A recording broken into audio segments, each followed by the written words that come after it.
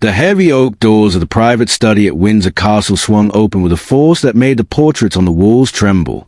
Rain lashed against the tall windows, the sky outside as dark and turbulent as the mood inside the room. King Charles III stood behind the antique mahogany desk, his face flushed, the veins at his temples pulsing. In his hand, he clutched a sheaf of legal documents, the edges slightly crumpled from the pressure of his grip. Across from him sat Sophie, Duchess of Edinburgh, her posture straight, her expression calm but unyielding. The air between them crackled with tension thick enough to cut with a sword. "You will sign these papers, Sophie. Today. Now."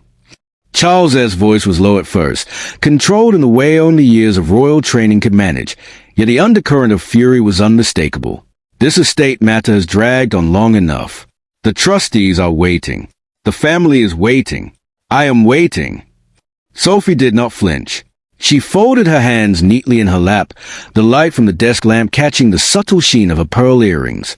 "Your Majesty," she began, her tone measured and respectful, yet firm, "I have already made my position clear.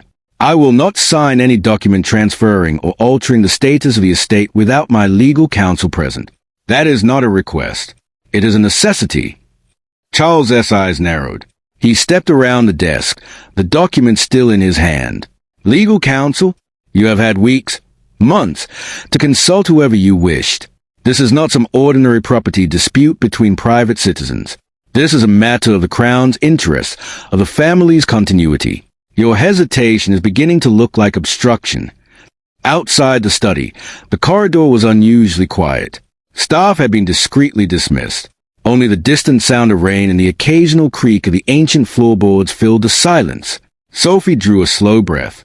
She had known this confrontation was coming.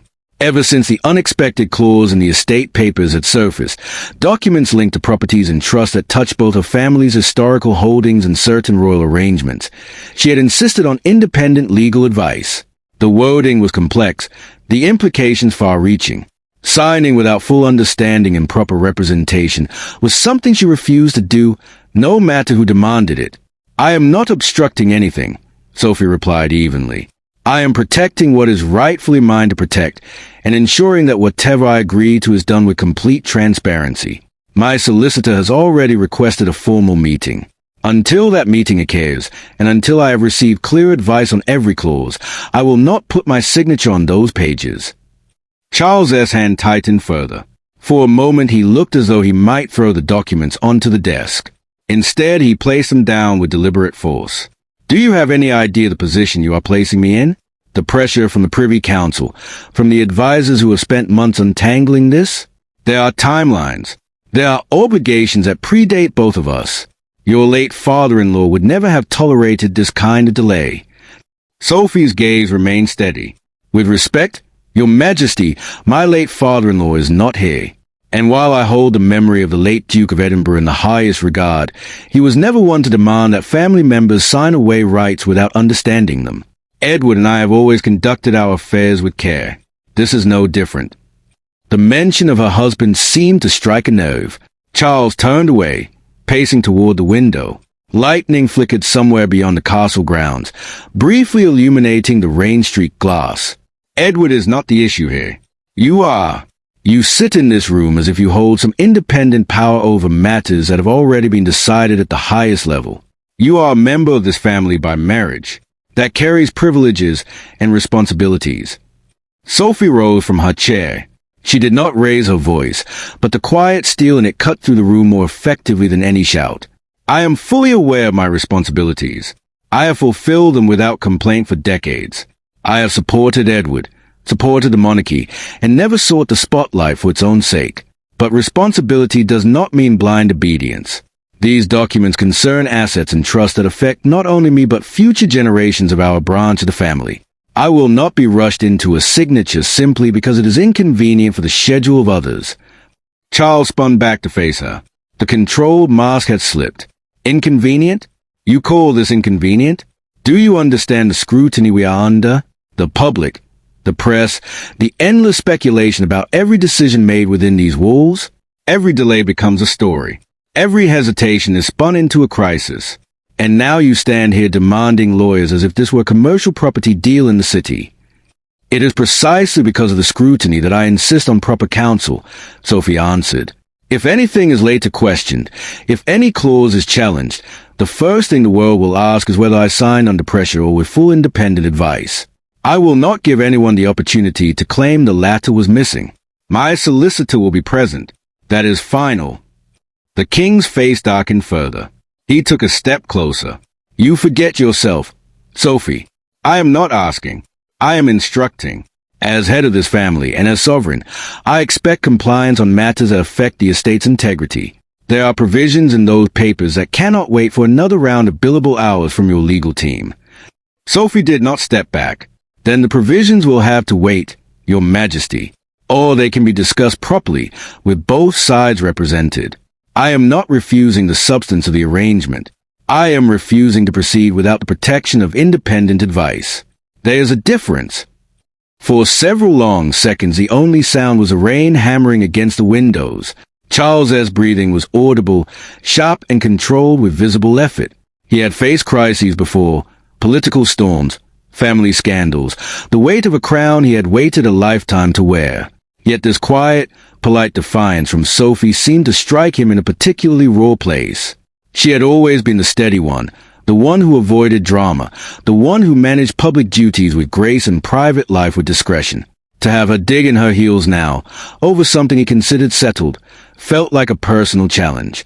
You leave me little choice, he said at last, his voice colder. If you will not sign, then the matter will be escalated. The trustees will be informed. The relevant authorities within the household will be notified that the Duchess of Edinburgh is declining to cooperate on a time-sensitive estate settlement. Is that the outcome you prefer? Sophie's expression did not change, though a flicker of something, resolve, perhaps even quiet sorrow, passed through her eyes. If that is the path chosen, then so be it. I will not be bullied into a signature. Not by pressure, not by titles, and not by the threat of internal escalation. My counsel will be present, or there will be no signature. That is the only outcome I will accept. Charles stared at her as if seeing her for the first time. The fury that had been building finally broke the surface. You are making a grave mistake. Do you think your quiet reputation will protect you when this becomes known within the family? Do you think Edward will thank you for forcing a public airing of private family business? You are placing personal caution above the needs of the institution. I am placing integrity above haste, Sophie replied, and I trust that, in time, that distinction will be understood, even if it is not today. She gathered her handbag from the side of the chair. The movement was deliberate, unhurried. Charles remained rooted where he stood, the document still lying on the desk like an accusation. As Sophie moved toward the door, he spoke once more, the words edged with warning. This is not finished, Sophie. You may walk out of this room without signing, but the consequences will follow you. The Crown does not forget those who place their own conditions above its requirements. Sophie paused with her hand on the door handle. She looked back over her shoulder, her voice soft yet clear. Then the Crown will have to decide whether those requirements are worth the cost of forcing a signature that was never freely given. I will be available when my solicitor is present. Until then, Your Majesty, I must take my leave. The door closed behind her with a quiet, definitive click. Alone in the study, King Charles remained motionless for a long moment. Then, with a sudden sharp motion, he swept the documents from the desk. Papers scattered across the carpet. Outside, thunder rolled across the Berkshire countryside as the storm intensified, matching the turmoil now raging within the walls of Windsor Castle. In the corridor beyond, Sophie walked with measured steps, her face composed, though her heart beat faster than she allowed anyone to see. She already knew the next move would come quickly. Calls to Edward, quiet conversations among senior household staff, the inevitable pressure to reconsider. Yet she also knew she had drawn a line that could not be erased. Whatever the estate papers contained, whatever urgency the king claimed, she would not sign without the presence of the one person whose sole duty was to protect her interests. The rain continued to fall, and inside the ancient castle, the first fracture in what had been a carefully maintained silence began to spread. The corridor outside the study felt longer than Sophie remembered. Her footsteps echoed softly against the polished floor as she moved toward the private apartment she shared with Edward. Behind her, the muffled sound of something heavy striking wood, perhaps the desk, perhaps a chair, reached her ears. She did not turn back. The decision had been made, and she would stand by it. Edward was waiting in the sitting room when she entered. He rose immediately, concern etched across his face. I heard raised voices. Are you all right? Sophie closed the door carefully before answering. He is furious. More than I expected. He demanded I sign without counsel present. I refused. Edward's expression tightened. He had always navigated the delicate balance between loyalty to his brother and protection of his own household with quiet skill. Sophie, the papers concern more than just the two of us. There are trusts linked to properties that have been under review since Father's death. Charles has been under enormous pressure to settle them before the next Privy Council meeting. I know, she said gently, but pressure does not erase the need for independent advice. The clauses are complex. Some of them appear to shift certain residual rights in ways that could affect our children's future interests. I will not sign until my solicitor has examined every line and explained the consequences in plain English. That is not defiance. It is basic prudence. Edward ran a hand through his hair. He will not see it that way. You know how he is when he believes the institution is being delayed. Before Sophie could reply, the telephone on the side table rang. Edward answered. The voice on the other end was clipped and urgent.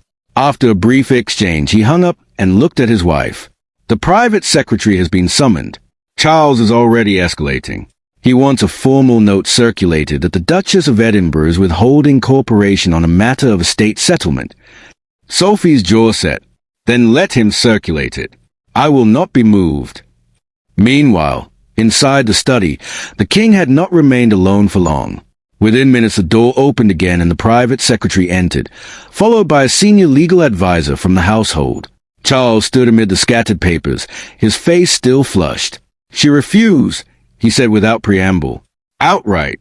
Demanded her own solicitor to be present as if this was some commercial negotiation. I will not have members of this family treating crown business as optional. The legal advisor bent to gather the documents, his movements careful. Your Majesty, if I may, the Duchess's request is not entirely without precedent. In matters where personal and residual family interests intersect with larger trusts, independent counsel has occasionally been permitted to avoid later challenges. Charles' eyes flashed. Precedents are for ordinary circumstances. This is not ordinary. The timeline is fixed. The trustees require signatures before the end of the month. Every delay invites speculation and weakens the appearance of unity. I will not allow one woman's caution to dictate the pace of the entire process. The private secretary cleared his throat. Shall I prepare a formal communication to the Duke of Edinburgh, sir? Yes, and make it clear that further refusal will be recorded as non-cooperation. If necessary, the matter can be referred upward for consideration of alternative arrangements. The words hung in the air. Both men understood the implication. Alternative arrangements could mean bypassing Sophie's signature entirely through other legal mechanisms, or applying internal family pressure severe enough to force compliance. Neither option was clean. Across the castle, Sophie had already placed a call to her solicitor. The conversation was brief and precise. Within the hour, a formal letter would be sent confirming that no documents would be signed in the absence of counsel, and requesting an urgent joint meeting. Sophie ended the call and turned to Edward.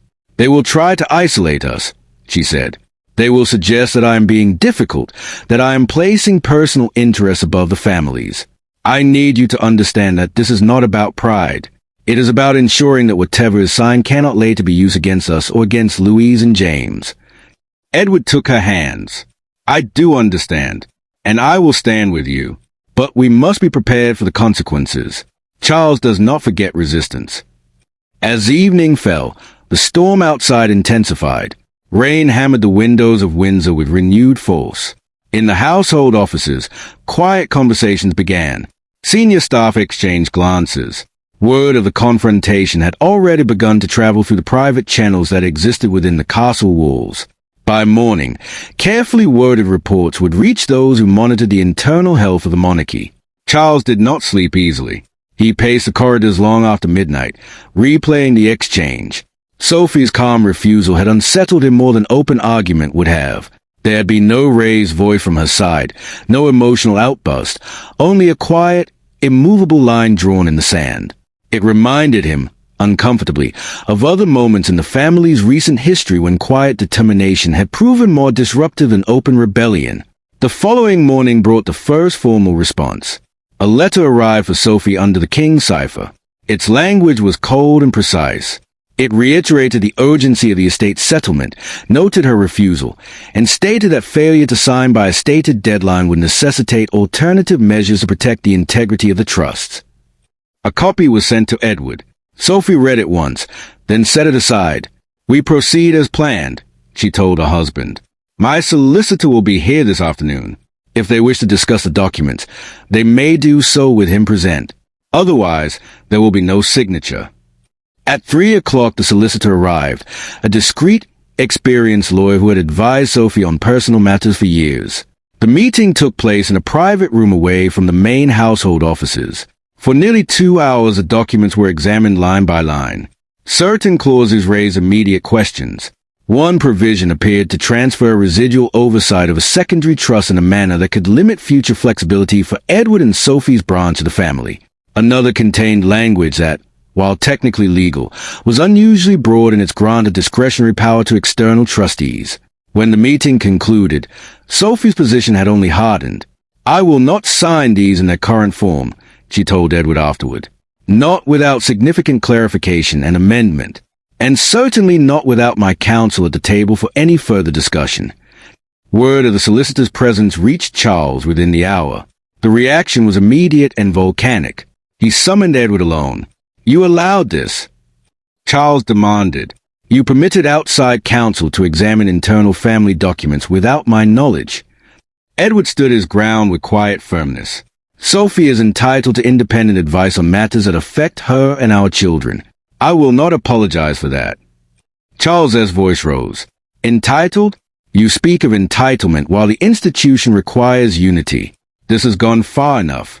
Either she signs, or the consequences will be formal and lasting." Edward's reply was measured but unyielding. "Then those consequences will have to be faced. Sophie has drawn a line based on principle and legal caution. I support her."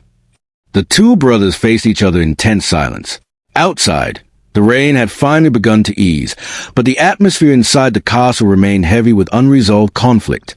By late afternoon, the first discreet inquiry from trusted journalists began to surface.